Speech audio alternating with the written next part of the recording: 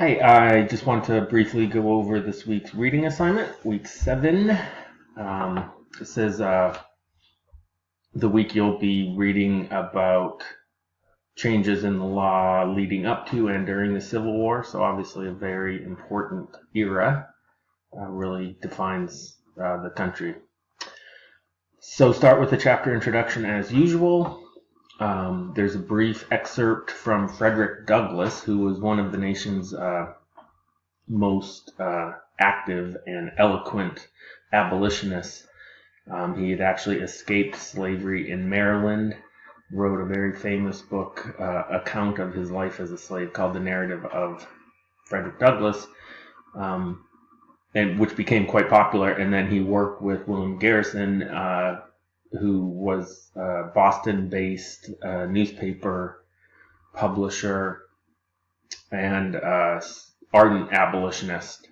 And in this excerpt from a famous speech Frederick Douglass gave on a July 4th celebration, the larger speech is called "What is the 4th of July to a Slave?" Basically, there's nothing for a slave to celebrate about the 4th of July and independence.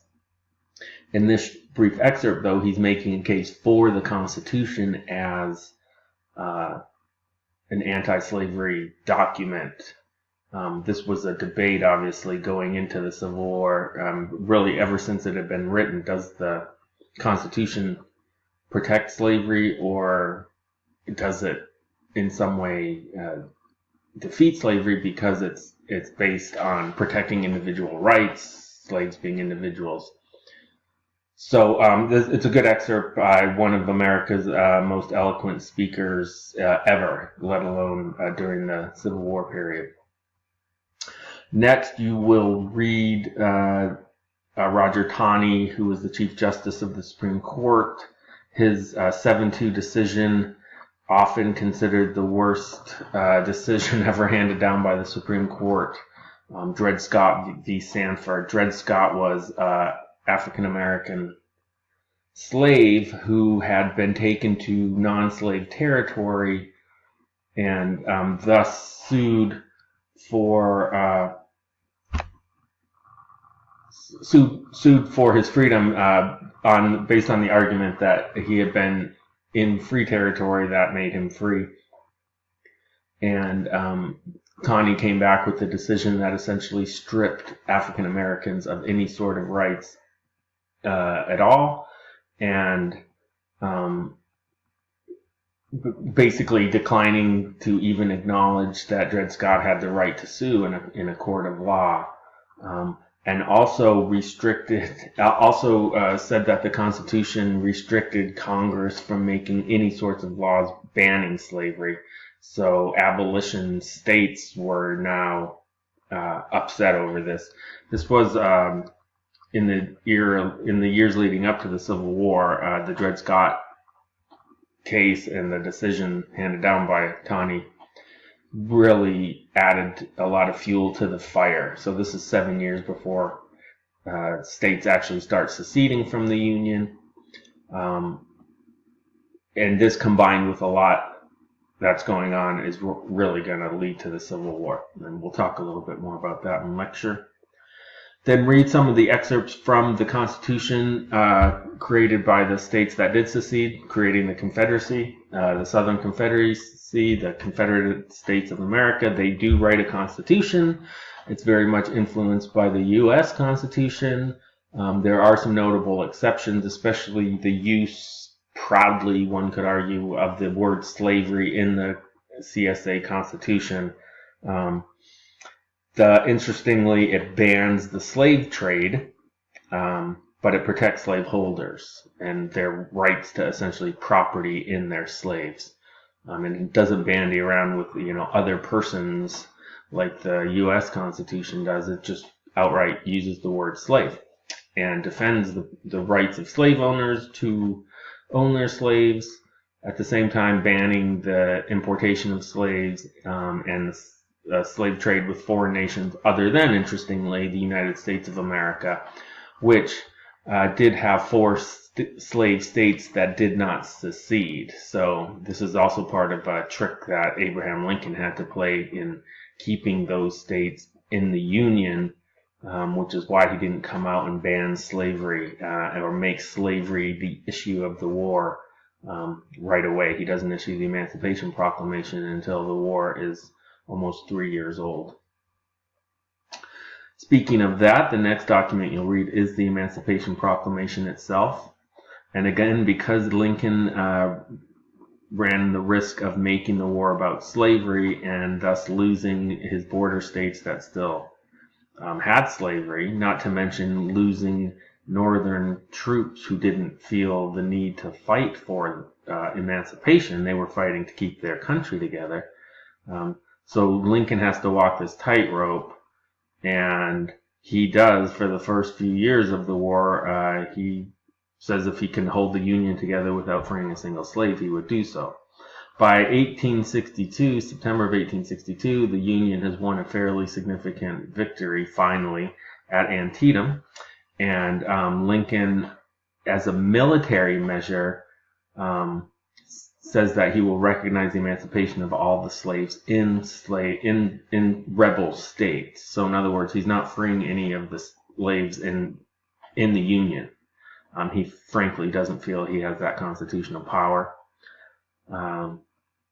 So he frees slaves in states that are in rebellion against the United States, meaning the Southern Confederate states. And over whom he doesn't really have the power to free these slaves, but he's going to, as a military measure, recognize their freedom if these states don't come back into the Union by January. And so the Emancipation Proclamation is dated January 1st, 1863. It's actually issued in September as sort of a challenge to the southern states. And then you'll be reading his defense of his suspension of habeas corpus. As you know, habeas corpus is one of the most cherished and fundamental rights we have. It's the right you have to demand to know why you're being held if you're being held. A court has to give you good excuse, writ of habeas, to tell you why you're being held. The Constitution does specifically allow this writ to be suspended during times of rebellion, which the Civil War certainly was. And Lincoln did that via executive action. It was also argued that only Congress could suspend the writ. It does appear in Article 1, which sets up the legislative branch. Either way, though, Lincoln did suspend it in very specific cases, and this is his defense of that. And then academic essay by James McPherson, who's the premier Civil War scholar in America. He'll argue that Lincoln, through his proactive protection of liberty, created this sort of new idea of liberty. In the Constitution and the Bill of Rights, liberty is often envisioned as this thing that needs to be protected from government. Lincoln with the Emancipation Proclamation, and then later with the 13th Amendment, and then later with the 14th and 15th and other amendments, there's this new sense of liberty that needs to be protected by the government, where the government can actually extend liberty. And McPherson makes the case that this is Lincoln sort of set this process in motion via the Emancipation Proclamation. And then a couple of online sources. This is a fairly recent piece from the New Yorker. You may know Jeffrey Toobin, talking about habeas in the context of the global war on terrorism, and during the Bush years and the war in Afghanistan and Iraq, how habeas did or did not play a role. So some interesting modern take on that. And then finally back to our page at Missouri, Kansas City Law School. This is the page on the 13th Amendment, which is passed. It's highly pushed by Lincoln, but Lincoln is assassinated before the 13th Amendment passes. And again, this information, a lot of background for you on the 13th Amendment itself. Other proposals, there's Dred Scott. This little blurb about was the Civil War about slavery is pretty interesting, and hard to make the case that it wasn't, despite Lincoln's best intentions to make it about keeping the Union together, which it was, obviously. There's no question it was, the bottom line was slavery, and in the decades leading up to the Civil War, slavery was the issue that kept coming up over and over to split the country apart. So, and there's Mr. Roger Taney, the Supreme Court Justice, Chief Justice, who wrote the Dred Scott decision. So, enjoy this week's reading, everybody.